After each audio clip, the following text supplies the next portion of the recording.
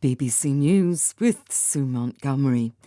The Ukrainian President, Volodymyr Zelensky, says Russia has attacked a blood transfusion centre in the northeastern city of Kupiansk.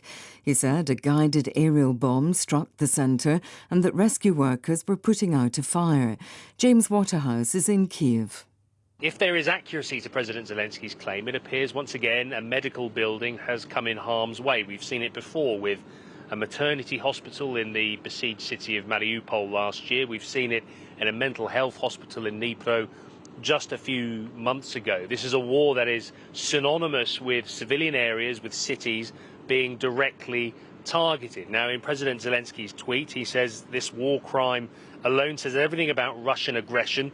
He says defeating terrorists is a matter of honour for everyone who values life. We're told there are dead and wounded, but we don't know much outside of President Zelensky's tweet. US prosecutors have asked a judge to limit the information that Donald Trump can publicly discuss about his trial over his alleged efforts to overturn the results of the 2020 presidential election. They cite a threatening social media post by the former president on Friday. Sean Dilley is in Washington. In their court filing, the special prosecutor Jack Smith argued that a protective order was particularly important in this case because the former president has previously issued public statements on social media about witnesses, judges and attorneys. Mr. Smith highlighted one of Mr. Trump's posts which said, "If you go after me, I'm coming for you." Mr. Trump's legal team has asked the judge to extend Monday's deadline to respond until Thursday. More than 50 supporters of the former Pakistani Prime Minister Imran Khan have been detained for protesting against his 3-year prison sentence for corruption. Arrests were made in cities including Lahore, Karachi and Peshawar. But the demonstrations were more muted than the massive unrest after Mr. Khan's detention in May.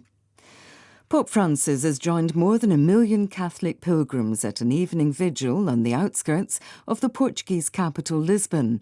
Many of the faithful waited for hours under a blazing sun to glimpse their spiritual leader, who's in Portugal for a Catholic youth festival. The Pope had a message of encouragement for the pilgrims.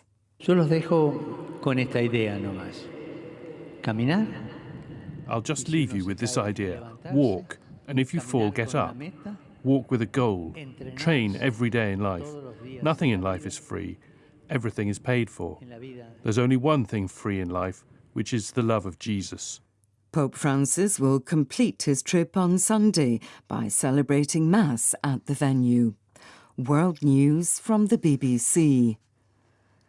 Protesters opposed to the Israeli government's plans to overhaul the judiciary have held rallies across the country for the 31st straight week. Organisers in Tel Aviv continued with the protest despite a security guard being shot dead. Israeli police said a Palestinian stopped by 2 security guards fatally shot one before being killed by the other. A deadline set by the West African regional grouping ECOWAS for the military junta in Niger to reinstate the elected president expires later on Sunday. ECOWAS has threatened to use military force if the soldiers who deposed President Mohamed Bazoum do not agree to relinquish power. Here's Richard Hamilton. As the deadline draws near, there are 3 possible options. First, that the deadline is extended. This seems unlikely and would be seen as a sign of weakness by ECOWAS. Secondly, that the 2 sides agree on a timetable to transfer to civilian government. The regional bloc has already negotiated the process of moving towards democracy in Mali and Burkina Faso, but it's not clear whether the military rulers of those countries will actually make good on their promises. The third and most drastic option is military intervention. This is being seen as the last resort. Parliament in Senegal has restored the right of 2 opposition figures to stand in next year's presidential election. It voted to allow people who've been convicted but then pardoned or amnestied to run for public office. That clears the way for Khalifa Sall and Karim Wade, who were prevented from standing in 2019. Hélène Carrère-Doncos, the first woman to head the Académie Française since its formation in the 17th century, has died aged 94. President Emmanuel Macron said her legacy was immortal. BBC News.